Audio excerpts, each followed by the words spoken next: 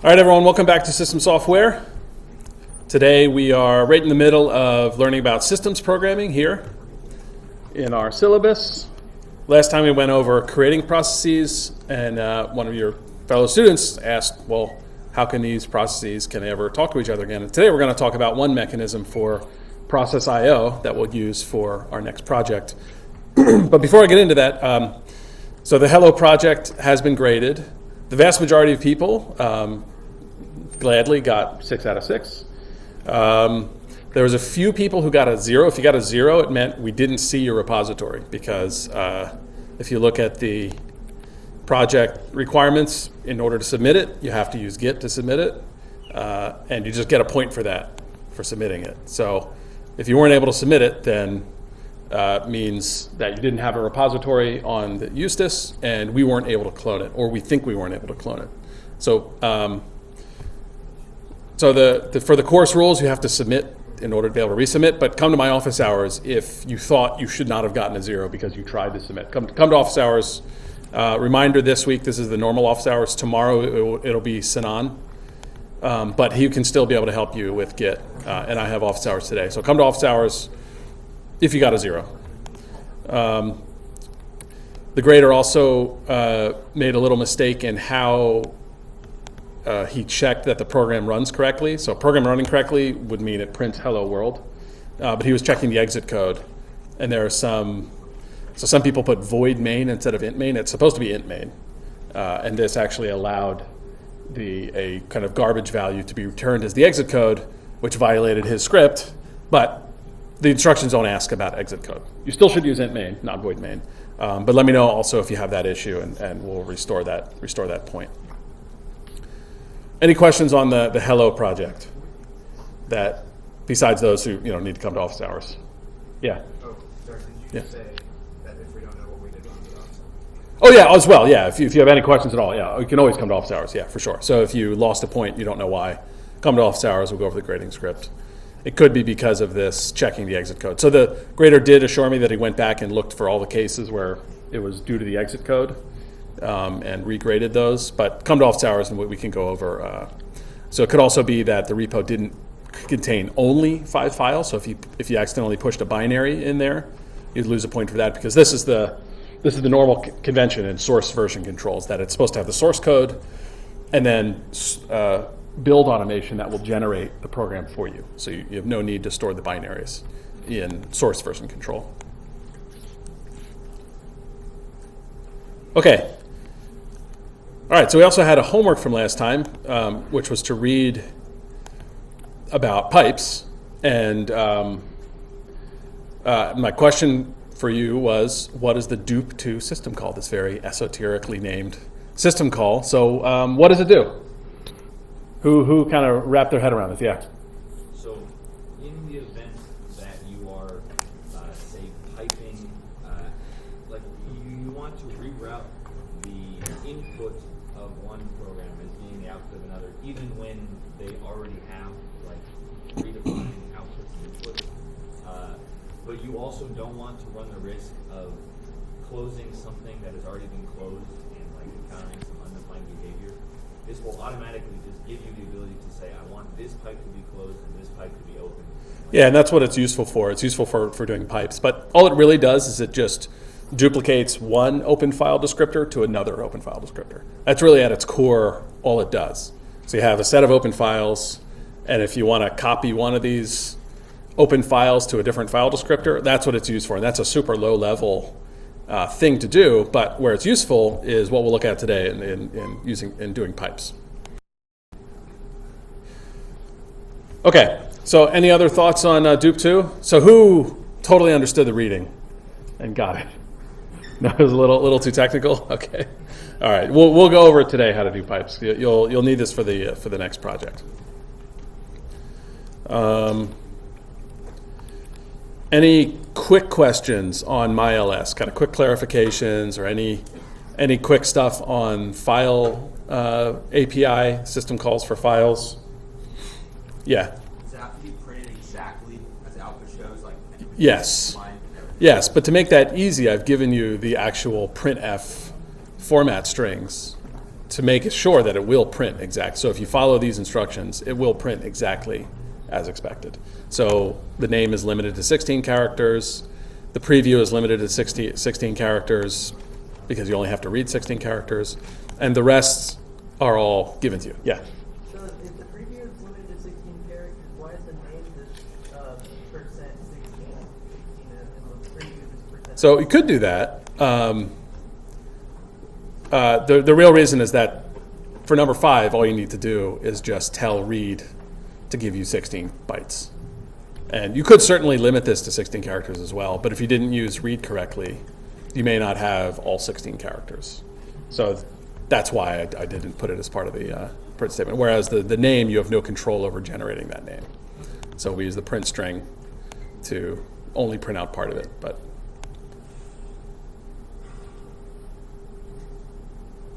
all right.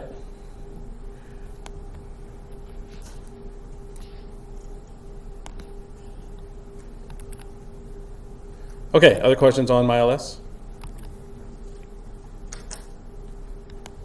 Let me give you a quick preview of the MySH project. We're going to go over this more on Thursday.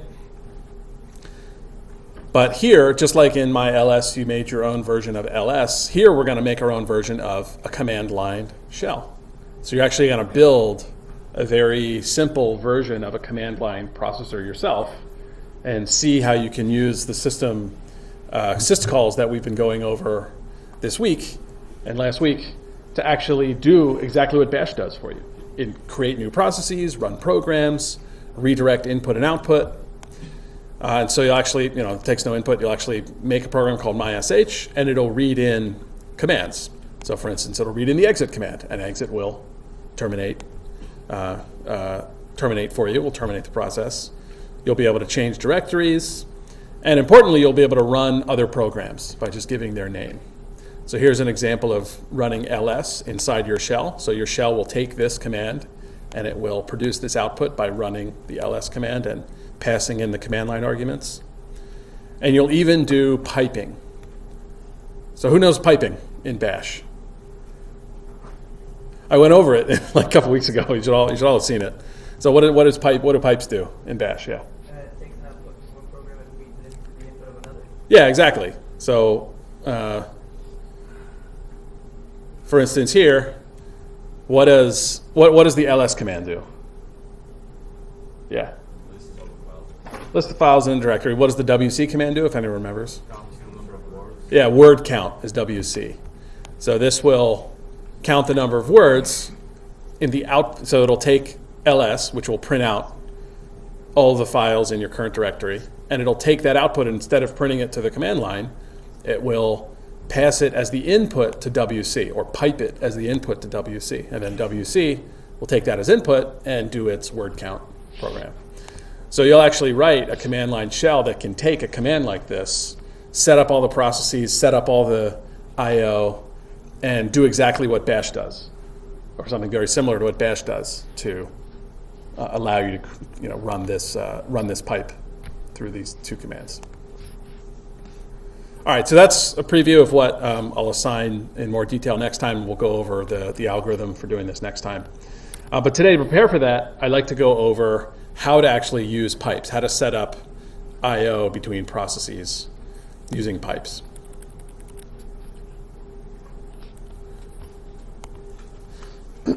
Okay. So first, let's go over processes. We went over process creation last time. What is a process? Who remembers what a process is? Yeah. What's that? A program. Okay, so are programs and processes the same thing? Running program. So a program is just a sequence of instructions in a program. That could be something stored on disk, could be in your head, could be on paper. A process is a currently running program. So a process is not only a program, where in a stored program machine, it's stored in memory, and then the CPU is currently executing the instructions in this program. That's a process. Questions on that? Questions on the process? Process is a running program. Yeah, process is a running program. So why the distinction? Why do we have this distinction between programs and running programs? Why do we bother having this distinction? Yeah. In a lot of cases, a process is something that can't be really changed. It's in the process of being executed. With a program, you can just edit it and change how it functions. Well, so you're saying processes can't be changed. Well, I mean, technically you could have self-modifying programs that change as they run. And that does that itself. Like it's set up to change itself already when it's executed. Right, right. I guess why bother making the distinction? Why does the kernel bother? Like, why doesn't the kernel just run the program and that's it? Well, okay. Let's see. What do you have to say? Organize the timing on the CPU. Well, so that's one reason, is that the reason the kernel doesn't just say, okay, give me a program to run and then run it, is that we may want to be able to manage multiple processes on our machine.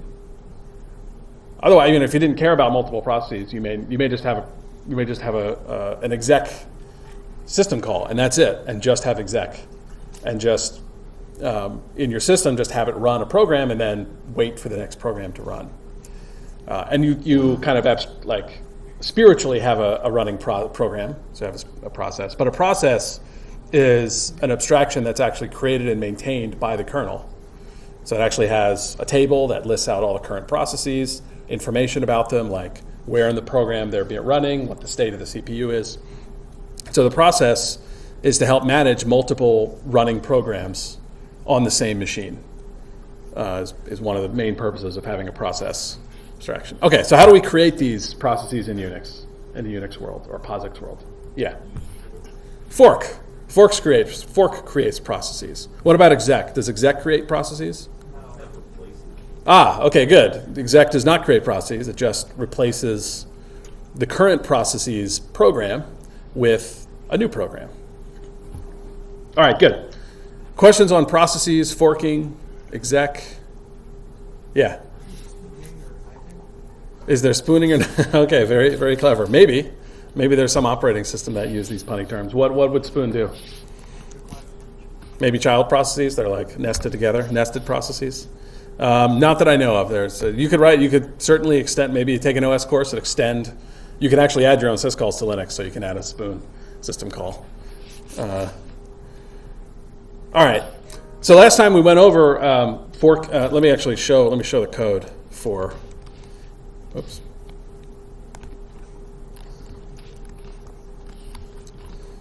So we actually went over an example of fork and exec.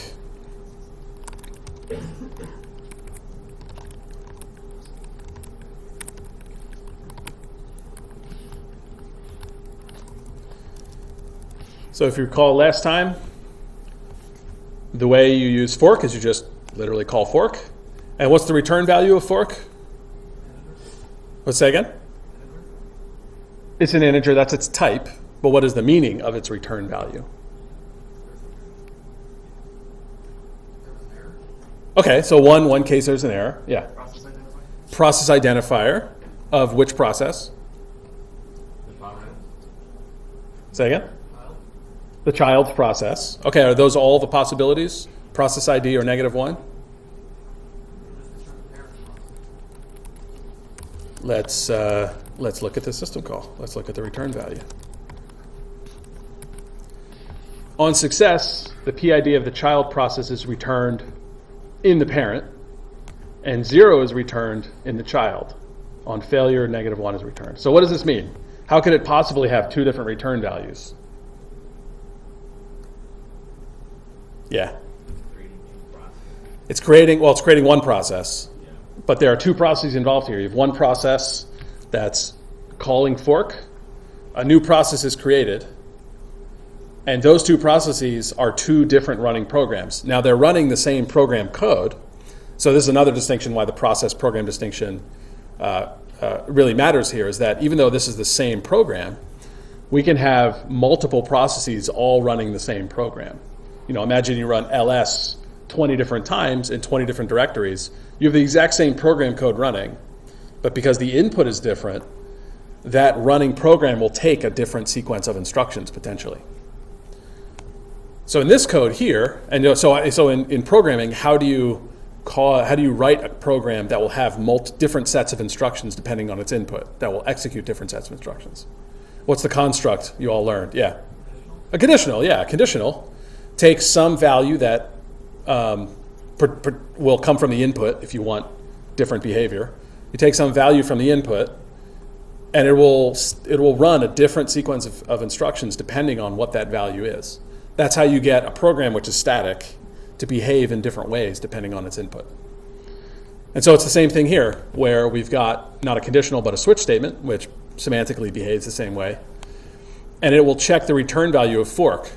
And so after the fork is executed, there will be two processes instead of one, and and each of those will have a different return value for fork, and they'll both be running the same program code, but because this return value of fork is different in the parent process for the child process, we can test that with a condition or a switch statement and have the child and the parent execute different sequences of code within the same program, just like you could by passing a different input to the same program and using a condition.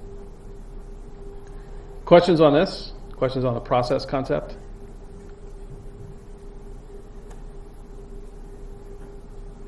Everybody's either really confused or very clear. I'm not sure which. Everybody's clear. Questions on this? Yeah. Way off, but when you fork a process, is there an element of piping that's involved with the parent and child relationship when that process is created? Well, not piping in the sense of a Unix pipe. Right.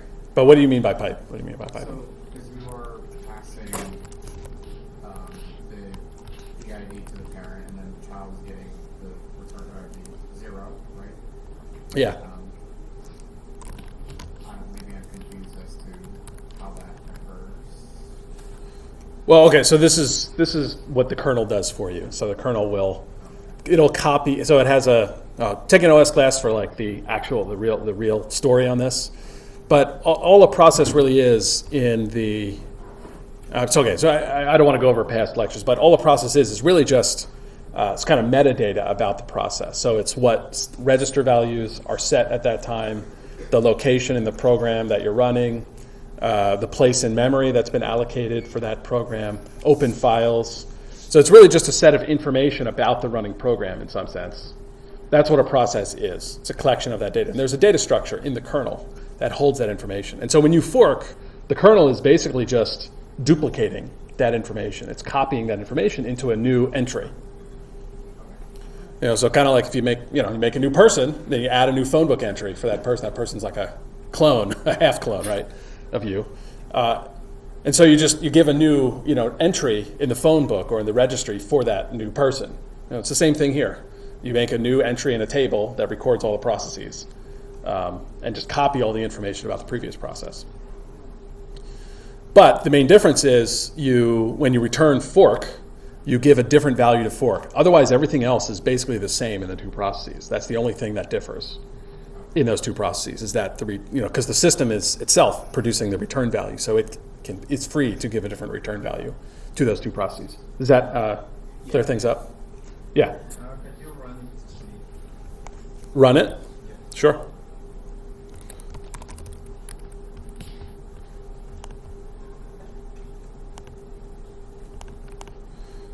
So this is called fork exec VE. So all I did was compile it. Does that help? So I ran fork exec PE, and so you can see here. So this is doing more. This is also running exec, but this is, you can see put string here. It's printing out inside child process, and you can see in the parent process, it's printing out the child PID, which you can see here. Does that help? So if you look at the lecture last time, I actually showed if you run PS to see the process IDs. If you put a sleep command in here and you have both the parent and the child sleep, you'll see that two processes are running at the same time. So before the fork, if you sleep and pause the program and run PS, you'll see one process. And then after the fork, you'll see that same process exists, but a new process exists as well. And yeah.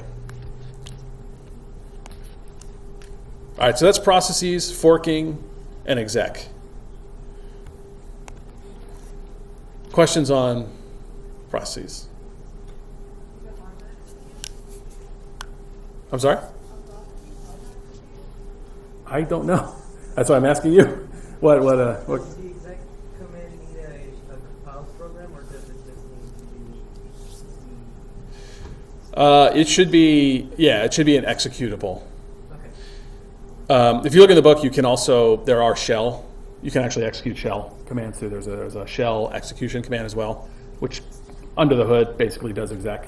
But yes, it should be an executable program. And so we'll see this when we talk about compilers, but the operating system, the system software, and the compiler all work together, all need to kind of coordinate on the format of executables, what should go in them, the machine you're running on. These all have to kind of be in coordination on these binary file formats. So the compiler needs to produce machine code that will run on this system. It needs to produce machine code that the system tools will be able to work with. The system tools need to produce executables that the operating system knows how to load the binary format. So there's actually a binary format for this system. It's called ELF that this program is stored in. So ELF is just a way to lay out a binary file that has machine code in it. And then the operating system loader, which exec is effectively the loader, or calls the loader, will know how to read that binary format to find the text segment and put it into memory and start running it. So we'll go over like the whole sequence from a source code to an actual running program or process once we start talking about compilers in a couple of weeks, actually. But yeah, these all need to work in concert in order for this exec thing to work. But yeah, that's a good question. Okay, so remember, processes are running programs. The kernel maintains a table that records all of the currently running programs, the information about them, like open files, where in the program it's being executed. And fork is how you create a new entry in that table. And the only way to do it in the Unix POSIX world is to duplicate an existing one. And so that you can have a program that will do something different after the fork. You use the return value of fork in order to distinguish parent-child. And then to create a new running program, a different program, use exec to replace that process's machine code with a new program. Yeah? So when you call fork, let's say fork is on line 3. Uh-huh. Will that child process run anything before the fork, or will it No, that's a good point. So the process maintains the program counter, where in the program you're being run, and so that actually gets duplicated as well. So yeah, that's a good, subtle question. That part of what the process stores is the CPU state, and one of the CPU states, which I think you learned in computer organization, is the program counter or instruction pointer, depending on what system you're on. And that instruction pointer also gets duplicated. And so the processes continue running from after the fork. But yeah, it's a good subtle question. All right, other questions on processes? So hopefully at least get conceptually how processes work, how they're created. And then today we're going to talk about one mechanism for communicating between processes. So somebody actually asked this last time. So once you run exec, you're in a different program. So these are in different memory. These have different these have different memory that's being allocated to them. The kernel enforces isolation so that these two processes cannot touch each other's memory, because you wouldn't want some other program to be messing with the memory in your program, because you may get unexpected results. But we may want to communicate between processes. So can you think of a case where we'd want to have two different processes communicate with each other? Yeah. Sure, yeah, like we saw the pipe example. Maybe you want LS to send its information to WC. Another example is when you go to a web browser, a website. You want to connect to a web server on another machine. That's a running process. That's a running program on that machine. Well, how are you going to ask it to give you the website? You need some sort of communication between the process, your web browser, and the web server. Okay, so that's interprocess communication. I already gave this example. Just a quick review. Who remembers what standard I/O is in the POSIX world, or the Unix world? Yeah. Just the files, standard error, standard Yeah, basically. So every running process is given 3 open files when it starts from the system. Input, output, and error output. Standard in, standard out, standard error. So if you've ever, so for instance, printf is the same thing as saying fprintf, standard out. Who's used fprintf? And so what's fprintf do? It's like printf but in a block. Printf to a file. It's like printf but to a file. But actually, printf is really just an alias for saying fprintf standard out. Because when you call fprintf, you're always printing to a file. All I/O is to a file, or at least the Unix philosophy, all I/O is to a file. So fprintf is really the same thing. Whoops. The same thing as saying fprintf. Let's just make a simple version of it. So printf is its definition is a little more complicated, but let's pretend it's this. This is what printf does. It just has a default file for you. That default file is standard out. And what is standard out? Standard out is the output file that's opened by the operating system for you. So when I'm running bash, for instance, and I run the ls process, which file is open to standard out for ls when I run this? One hint is where's the output going? Terminal, yeah, the terminal. The terminal is a special file, a TTY file, or whatever it's called, a special character file. And that's what standard out is being initialized to is when you run a program from bash. And actually it's because you're forking bash, and its open files are becoming LS's open files. Okay, so hopefully with piping you'll see why standard I/O is so useful in the POSIX world and why it's become kind of a real standard, a POSIX standard for operating system design. Okay, so let me show diagrammatically how piping works.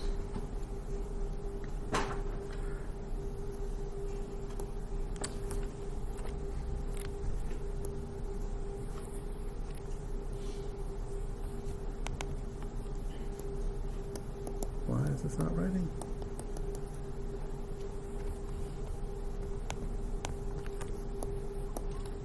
Okay, I don't know why this isn't writing. Let me open this again. Apologies.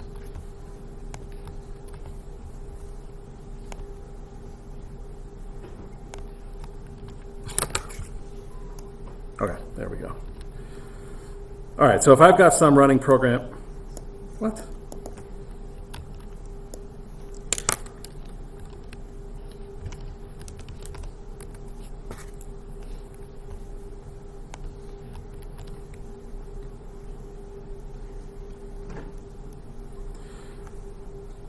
So if I have my program bash and it forks a new process, wow.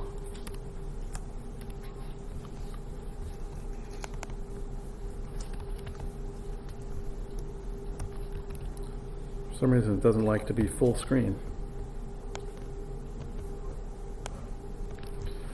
So bash, so let's say, well, let's forget about bash for a second. Let's just say we have a program called ls, a running program ls, so this is now a process, which I'll denote with a circle. And it has 3 open files, so it's got standard in, standard out, and standard error.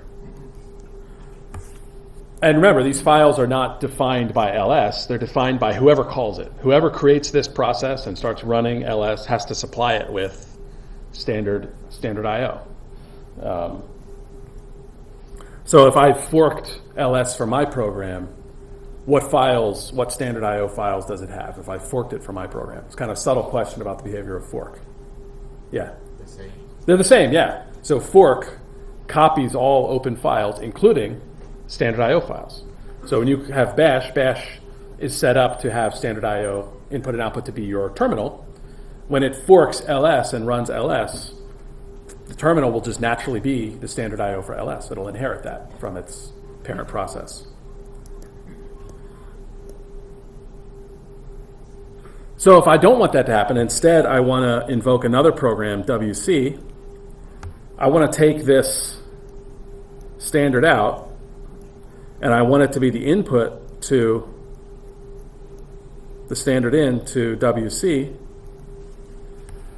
I don't have to reprogram WC or LS to perform this kind of inter-process communication, because I know both will have an open file descriptors for standard IO and standard in, and because the developer of these used the Unix philosophy and they designed it around standard IO, the trick I can do is I can instead create a pathway here to connect standard IO and standard out between these two processes.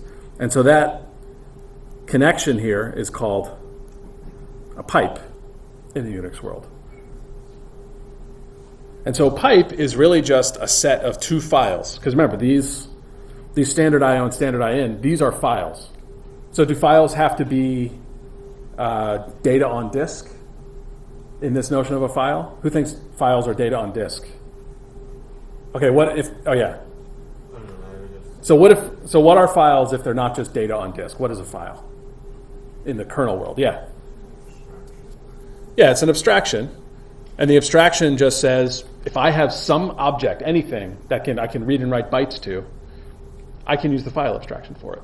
So just like the process abstraction, the kernel is maintaining file descriptors. They're maintaining a table of open files, and they're maintaining a complex set of infrastructure for all sorts of different types of files. But at the end of the day, you have the same set of system calls, read and write, for reading and writing contents to these. And so a pipe is kind of like an artificial file that the kernel creates, that you can ask the kernel to create. And when you call pipe, what it'll do is it'll create two new files. Let's call it, we'll call it the write end and the read end. When I call pipe, it will create two new file descriptors for me. And yeah. This one?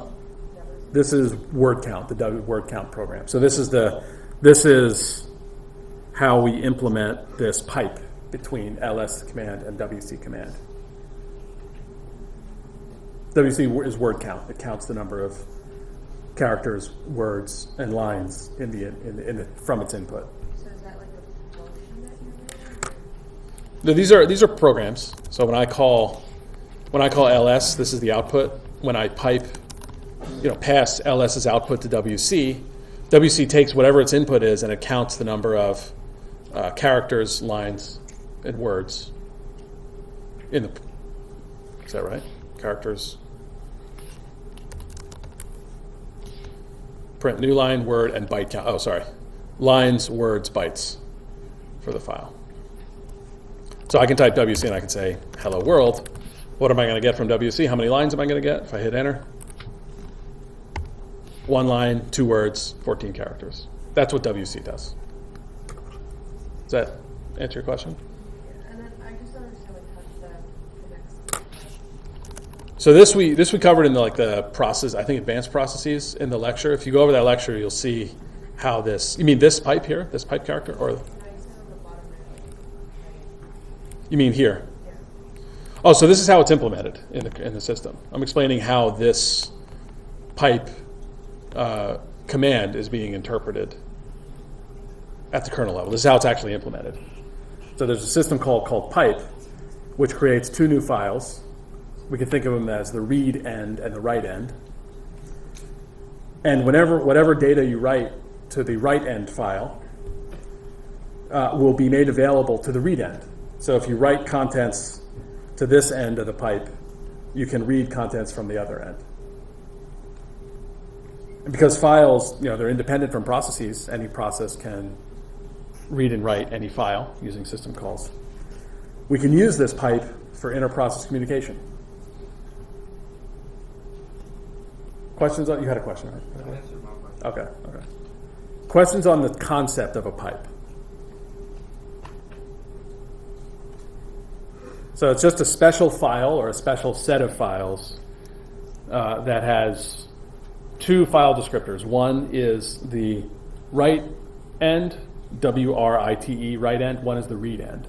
Or you can think of it as the left end and the right end to make it more confusing. But there's an input end to it and there's an output end to the pipe. And so under the hood, the kernel will just buffer any information that's being written to the pipe. And whenever someone reads from the read end of it, it will pass that information back to it. So it's almost like creating a temporary file where only one person can write to, or one has one special file for writing to that file and a different file for reading from it, if that makes sense.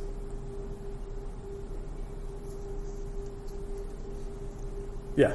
So you are getting the output from a file, converting it to the input for the other one. Exactly. Yeah. So to make the I/O part of this even more confusing, so this is the input end of the pipe, but the way we use it to execute this command is we take the output of ls. Let me clean up my terrible writing a little bit here.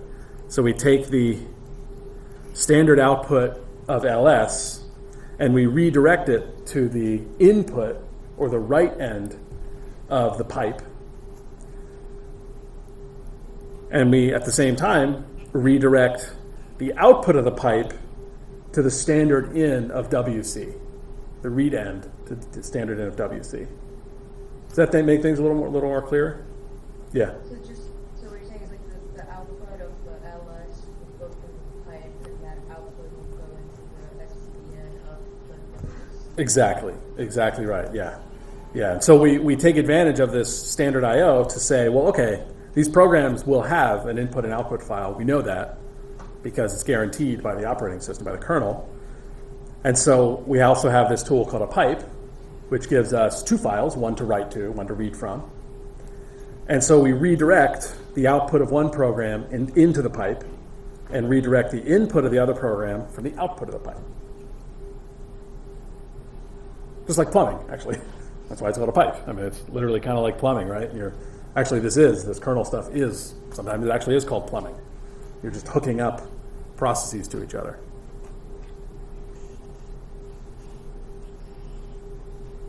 Questions on this concept? Yeah. Yeah, there are two files. So there are two files that are created from it, but in the kernel, they're actually writing to the same space. So one file is write only, one file is read only. Whenever you write to one of the files, it gets stored in a kernel buffer. Whenever you read from the other file, it gets passed out to whoever's reading it. So this concept, if you can wrap your head around this concept of pipes, or really this concept of inter-process communication, you'll have a good basis to understand how networking works. So you can think of networking as my browser, so I use Firefox, piping as output, which is like your URL request, to, I don't know, a web server like HTTPD, Apache's HTTPD.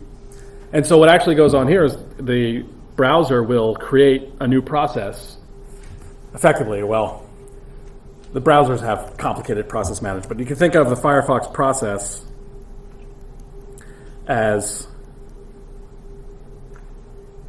sending, it's not standard out, but as pretend that it is. Actually, there are tools that will, like curl and other tools that we can do, like low-level network communication. But you can think of this as sending a URL, like to, let's say, cs.ucf.edu. Actually, that's not quite.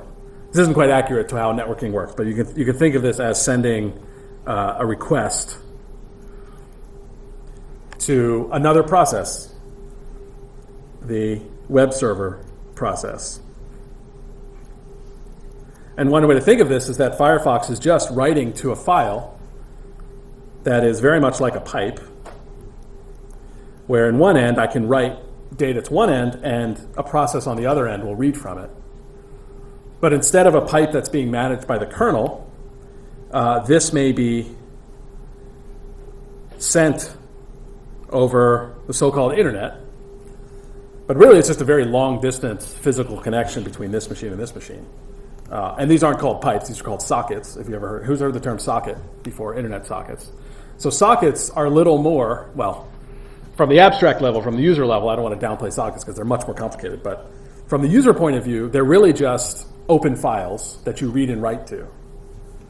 Under the hood, there's a rich stack of technology that is getting those bytes from the file you're writing to the other endpoint, to the other machine. But from your programmer point of view, you're effectively just reading and writing files the same way you would read and write to a pipe, to pipe files.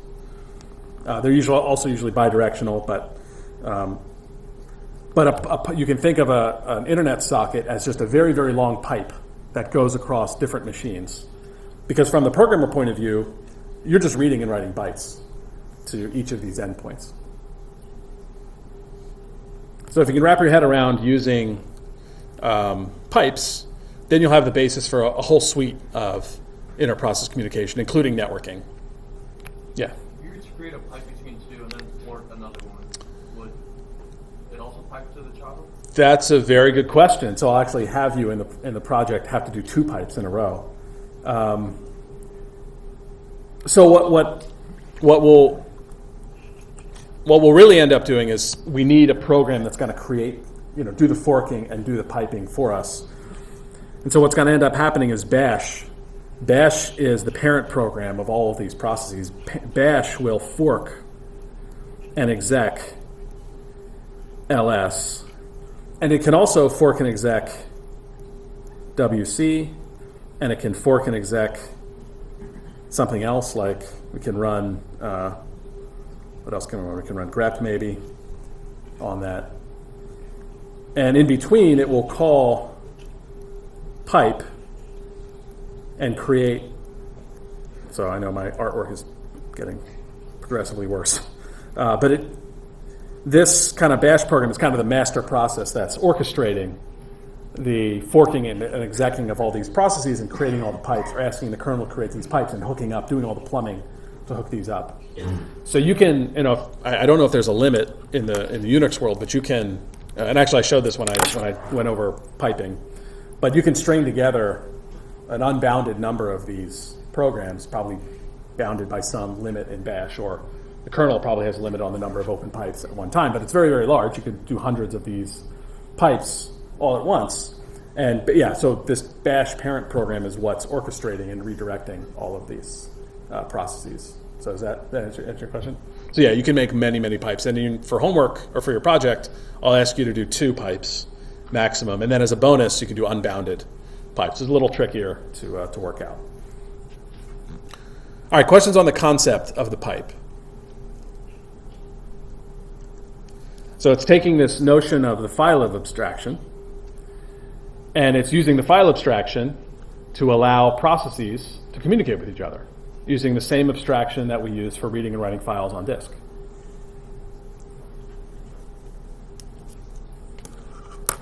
Okay, let's see how to actually use pipes. So let's start with, so let's forget about forking processes. Let's just look at a pipe. So pipe is separate from, just like fork and exec are separate things that do one fine-grained task at the kernel level. Pipe, all it does, and let's look at the man page for pipe. Let's look at it on Eustace so that I don't get any weird documentation differences like before.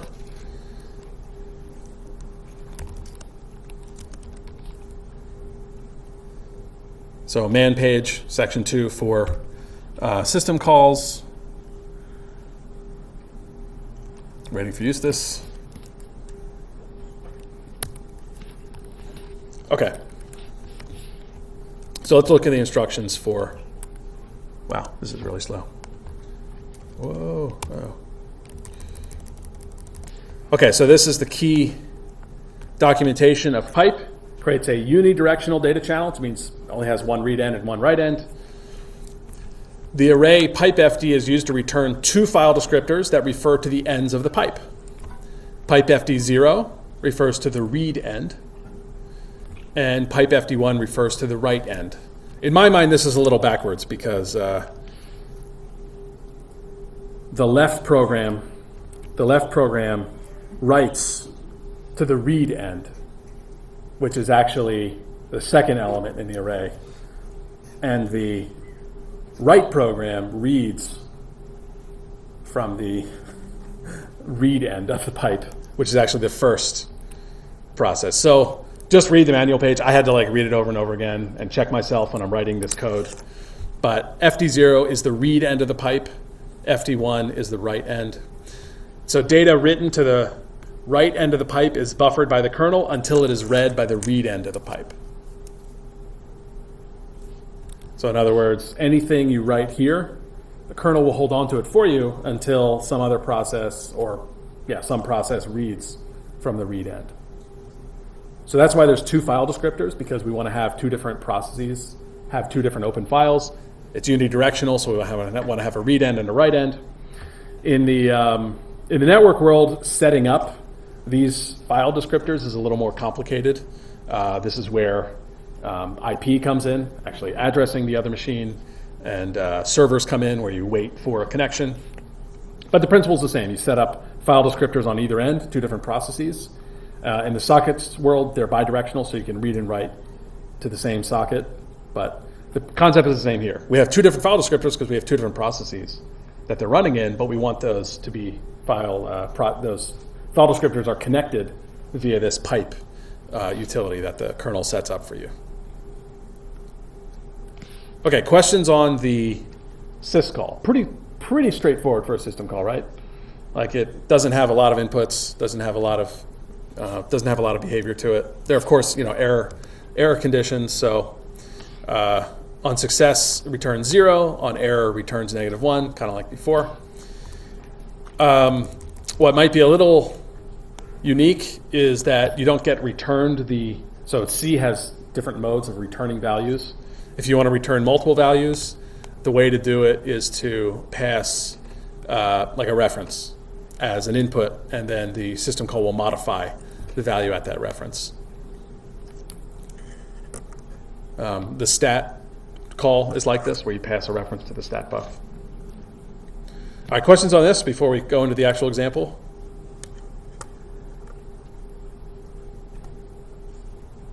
All right, so let's see how it's used. Forgetting about making multiple processes, forgetting about bash pipe. Let's just look at an example of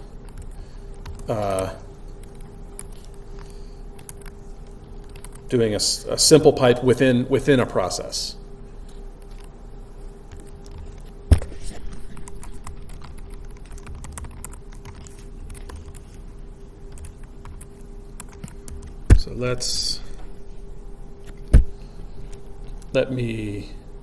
So I do fork a process to do it, but I do it within the same program.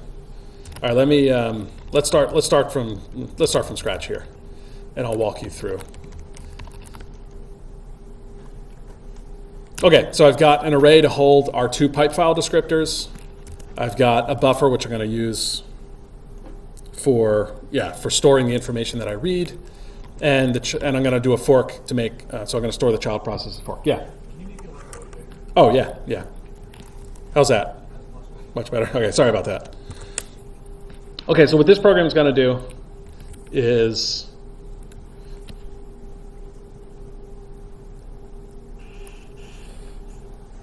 we're going to start with our current process. This program's called pipe, and we're going to fork a new process.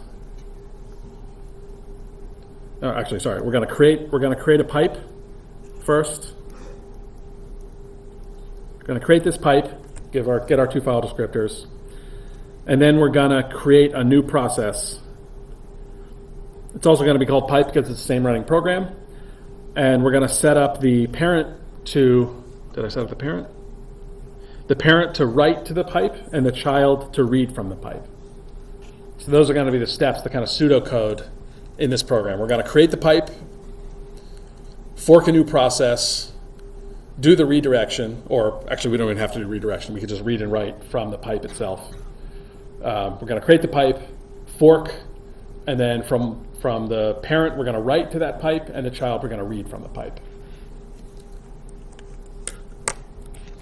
All right, so here's what it looks like. Let's create the pipe first. So this works because this array is, why is it that I can just pass pipe FD in here? So pipe FD is going to actually return going to be overwritten by the pipe command. So in C, what are arrays really under the hood? Pointers, yeah, they're pointers. So I'm actually just passing a reference to this array here. So I call pipe, and then I, of course, have to do my error checking. So I'm just going to use my P error for this. Okay, so now let's take a look at the parent versus, let's fork the new child. So again, I've got to do error checking here.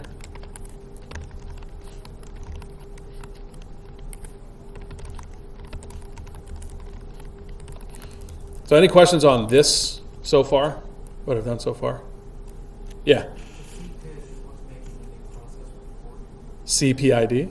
Yeah. Fork is creating the new process. CPID will be different depending on whether I'm in the parent process or the child process. So if the PID returned is 0, am I in the parent process or the child process? Child. Yeah. So I'm in the child process here. Otherwise, I'm in the parent process. Well, and also the negative one if it fails to. Yeah. So I've covered that here. Oh, So yeah, this could be like an else if. Probably that's maybe a little less confusing.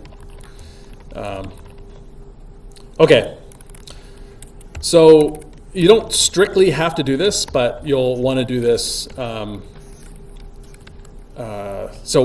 I'm going to close the second element of the pipe. Is that the read end or the write end? Yeah, I always forget too. So the pipe 1 refers to the right end of the pipe. So I'm in the child. So my goal is to make a child write from the parent to the pipe. So this is a good example of using, the tortoise approach, where you write out comments of the steps you want to do to the pipe. Read from the child from the pipe. Read in the child. Write from the parent to the pipe. Read to the child from the pipe. Okay, so index 1, that's the second element. This is the right end of the pipe. So my child is going to read. So I'm just going to close this right end in the child. Remember, when I called fork, all open file IDs, including the pipefd file descriptors, were duplicated. So both the parent and the child have copies of the pipe file descriptors. Yeah. So if you close one like the writing, you can still be reading. Right. So the file descriptor is like a pointer to an open file rather than the file itself. So as long as there's an open file descriptor, that file is available for reading or writing. Yeah.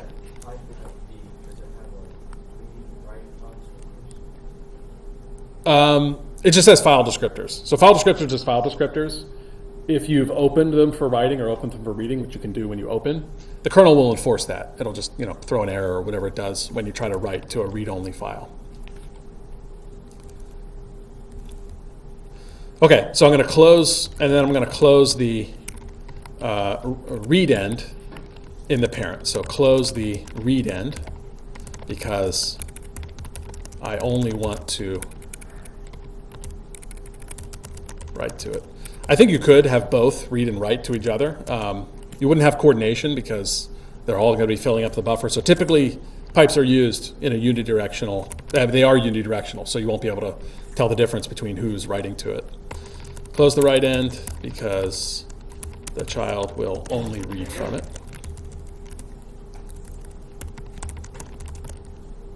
Will only write to it. All right, questions so far? All right, so let's now write to the pipe. So remember, we have these two different branches will be executed in two different processes. Why? Why will these two branches be executed in two different processes? Because the return value of the fork. All right, so let's write. Let's see what I had here. Oh, I don't. All right, so let's write to the which end is the which one's the right end of it? Index 1. So let's write to it. So this is the write system call. If you need documentation on the write system call, use the man page. So it's the file descriptor you want to write to. Pipe gives us the file descriptors, the string you want to write, and the number of bytes you want to write.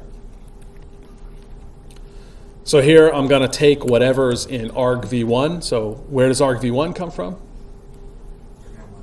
Command line. There's a command line argument. So I'm going to take argv1 and trust that it has some small length. Okay, and then once I'm done writing, I'll close the pipe. And I know these are system calls that you should like check. So you should do error checking here. I'm being lazy and not doing it. I'm going to close this, do error checking. This waits for the child to exit. I don't know if this is strictly necessary in this exact example, but you'll need to use this when you're writing your bash tool, because you don't want bash to exit.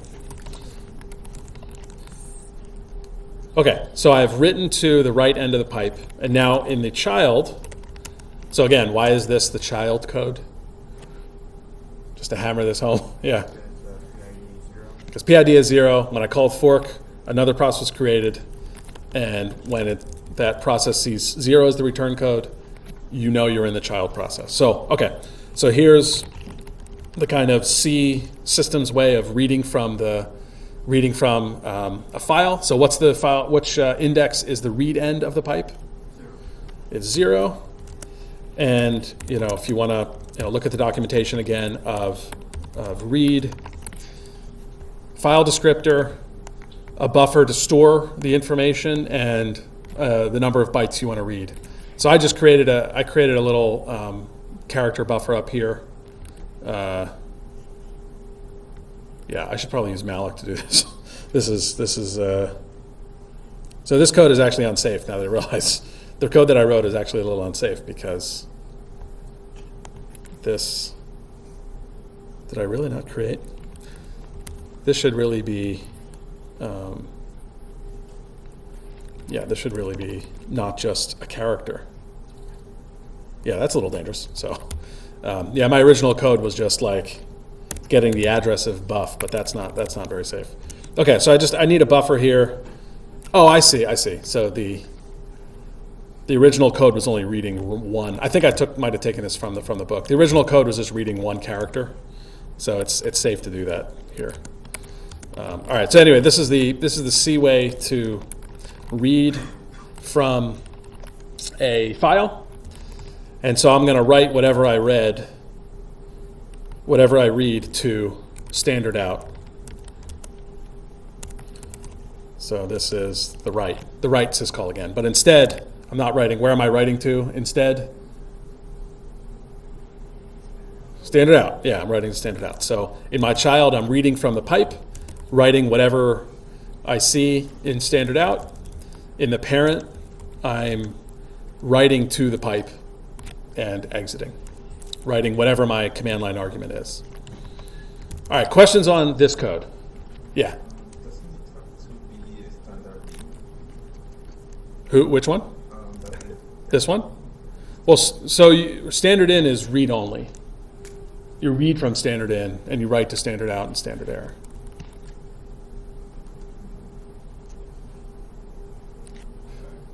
Does that answer your question? So standard in is a read-only file that will have data that's so someone else outside the process is writing to standard in for you, but the process itself is reading from standard in. It's the input. If I was using DUP, then Let's hold off on DUP. We'll show DUP next. So there's no DUP, there's no dupe here yet. Once we'll get to dupe. Dupe is when you want to, we'll get to that. It gets a little confusing. Yeah. How does that loop actually cycle through? Oh, so this is because of the behavior of read. So this is the return value. On success, the number of bytes read is returned. If 0 indicates end of file. So this is reading one byte at a time And as long as one byte is being returned, we're looping again to try to read again. Until either there's an error and we just don't do any clever handling, or the file's empty, the file's ended, and we'll get a 0, and so the loop will stop. So that's the clever trick. I think I took this from the Linux programming interface book or some example. Just a clever way to not have to have a larger buffer. Yeah. Yeah. Recap what the wait null does. So wait is just waiting for the child process to end. Yeah, I didn't actually go over this. I have an example for it in the slides. You'll need it. We'll talk about it next time. You'll need it for when you write bash, because you'll want to wait for all your child processes. So that's all it does, is waiting for the child process to end. Yeah. So the child is reading from the pipe and then it's writing. The parent is writing. So remember, this branch is only executed by the parent. This branch is only executed by the child. Why? Exactly. Yeah. So these two branches are going to end up being two different processes being executed. Okay. Let's run it.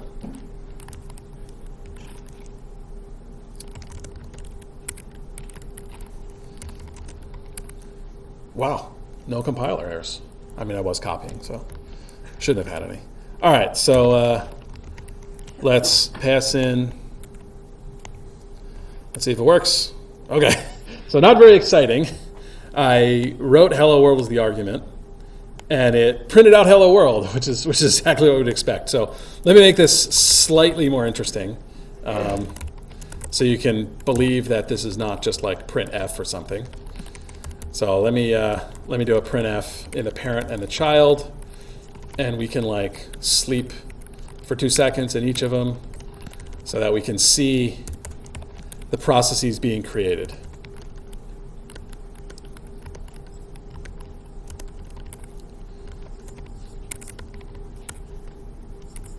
Okay, so you can see here I've got two processes right now. So the parent printed this, the child printed this. Hopefully that should convince you that there really are two processes here, and these two branches really are the code running in the two processes. Yeah. Will the parent always like upload first? Yeah, we talked about this last time. Somebody asked this. I don't think it's guaranteed by the standard. I just suspect it's an artifact of how the scheduler works. Like, it probably takes a little time to create the process, and the kernel is rescheduling the parent first. But I don't think it's guaranteed.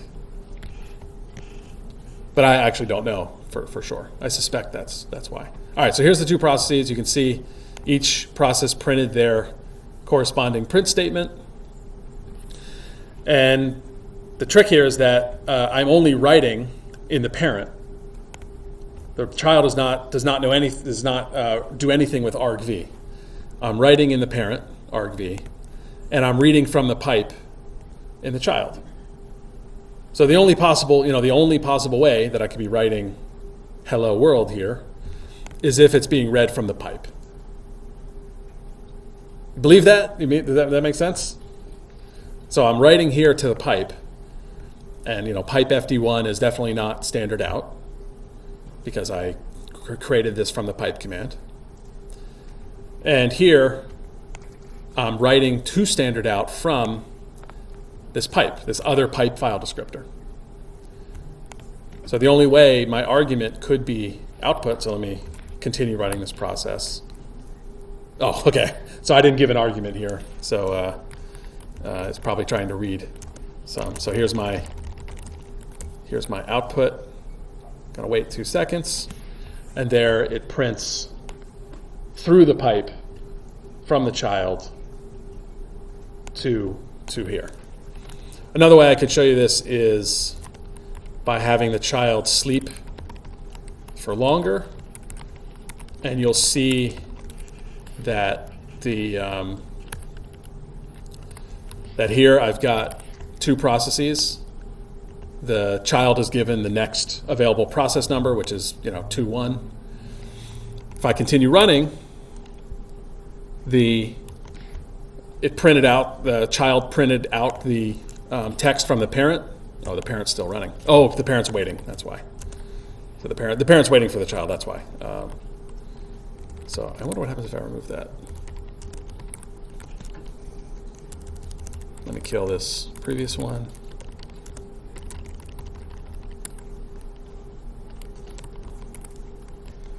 Okay, so there's my two processes. Let's see if the parent will die and let the child run. I don't know if it will. Let's see.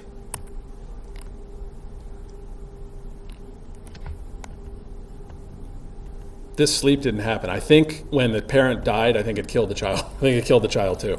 We'd have to reverse the input to see the child by or see the parent run by itself. But okay. Anyway, you had a question. If you send the name of the file, will it print the name of the file, or will it get inside the file and get what's inside?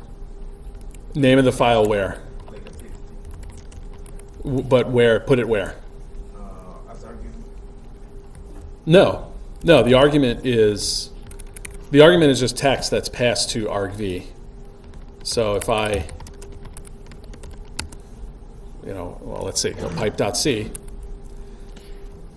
it's just going to literally print pipe.c. Does that make sense? Sleeping for 10 seconds. So yeah, the only way you'd have a file on disk being read is if you called a file open command, an open command. But we don't do that here. We create files through the pipe command. Because remember, files are not data on disk. Files are an abstraction, an object that you can read and write bytes from. Yeah? What if you add the exec command? Okay, so that's actually the next example. Questions on this? Questions on this, seeing this pipe work? Yeah. So when you create a pipe, the first program, it just sends the pipe. It doesn't know where it's going, right? And the pipe stores that info. Yeah, that's right. The kernel will actually buffer. So if you look at the directions or the manual, the kernel will buffer whatever data you send to it. There's probably some limit on it, but it'll buffer whatever data you send to it. It doesn't know where it's going. It doesn't care. As long as you don't, close both file descriptors, that data will remain there until someone reads it, till some other process reads it from the read end of the pipe.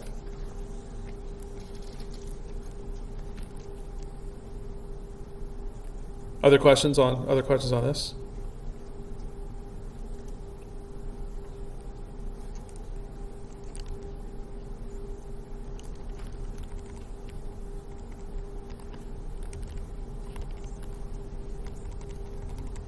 I'm going to reverse these real quick because I want to show what I was attempting to show.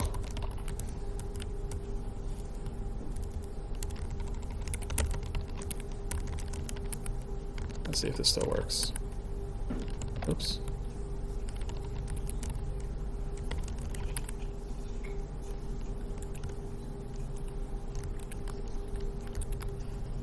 That's the wrong direction.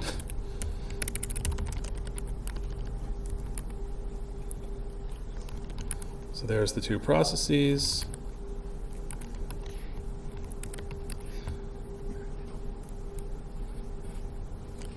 Oh. This should not be waiting.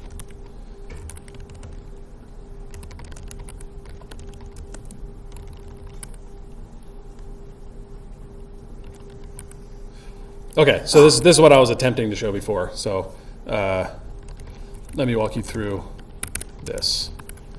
So now I've got two processes because I ran fork. 5 is the parent, 6 is the child. When Lala gets printed, the child is now doing the writing. So it writes to the pipe and just exits. And you can see here that the parent is still running because I slept after reading. I slept. Or actually I'm waiting for the child and then I slept. So the parent is still running here, and so it can actually read, even from the pipe, even if the process that wrote to it has terminated, it can still read from it. But anyway, a minor thing. All right, other questions on this? All right, let me preview the exec version of this. We're going to have to finish it next time because it is a little bit more complicated, but let me go over kind of the pseudocode of it first before we look at the code.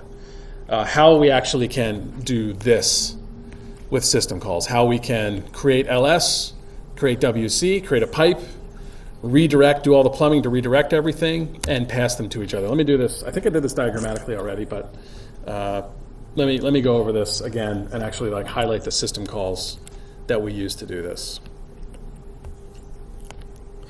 All right, so the setup of this is that there's going to be 3 processes involved. The kind of master process, or you can think of it as bash, the shell program, and we have the 2 processes that we're piping between. And this kind of master process or bash process creates the pipe, calls fork and exec on for both of these programs. So fork and exec is going to be called twice from the parent to create these 2 processes.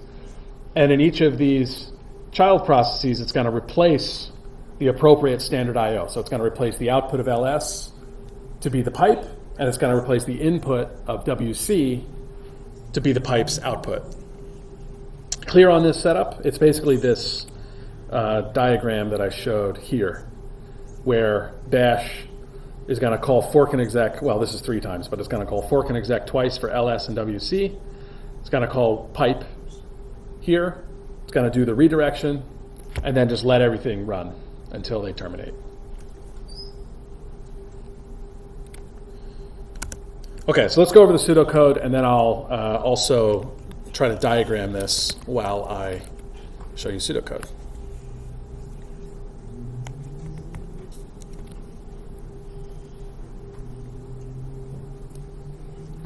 Okay, so let's say we're in bash, or maybe more correctly, my shell, which is what you're going to be writing. So the first call you're going to make is pipe. Pipe is going to create 2 file descriptors. So these are the file descriptors. We can call this, let's call this FD1 and FD0. Wait, why not FD2 then? There's no FD2. There's 2 processes, they're base 0. So FD1 is 0, FD2 is 1. And remember, the right end is pipe FD1. Okay, and then we're going to call fork to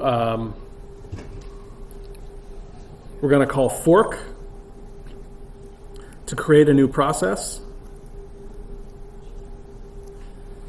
And all processes get standard I/O set up for them, so we're going to redirect using dupe.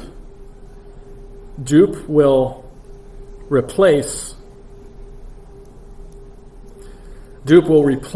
standard I/O, standard out, with pipe FD1. That's what dupe is going to do. Dupe is going to replace the file descriptor for standard out, which is file descriptor 1, with whatever file is being pointed to by the pipe. Yeah.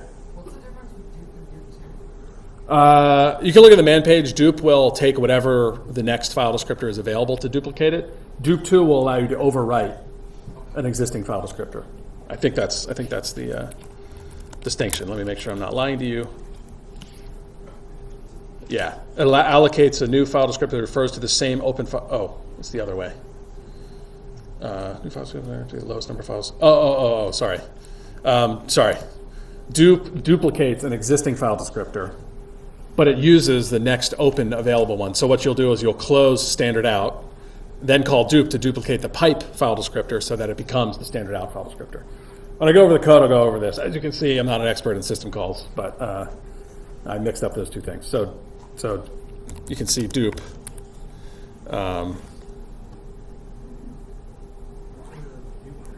What's that? No, I don't think there's dupe 3.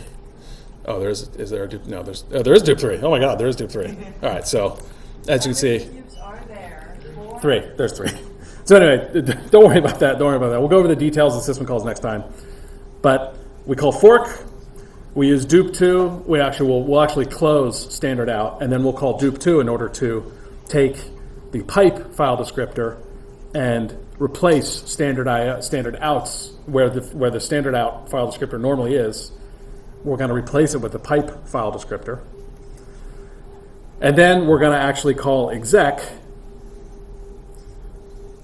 We're going to call exec in this process to start running LS. And similarly, the parent is also going to call fork to create a new process to hold WC.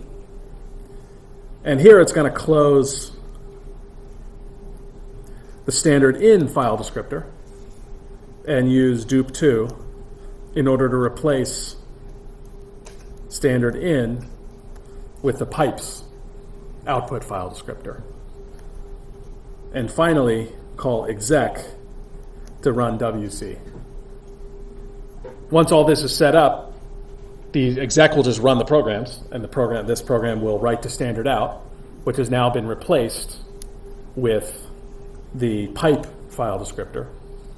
So we'll talk about it next time, but when new file descriptors are created, they're just a count from base 0 file descriptors. 0, 1, and 2 are standard out, standard in, standard out, standard error.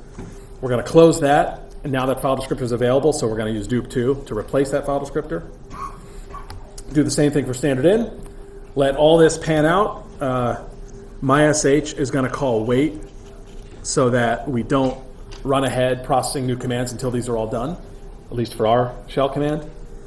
And then once all these are done running, return control back to MySH and we can start processing more commands. All right, question. Oh, okay, we're at 120. All right, so that's a preview of what we're going to do next time. Take care, everyone.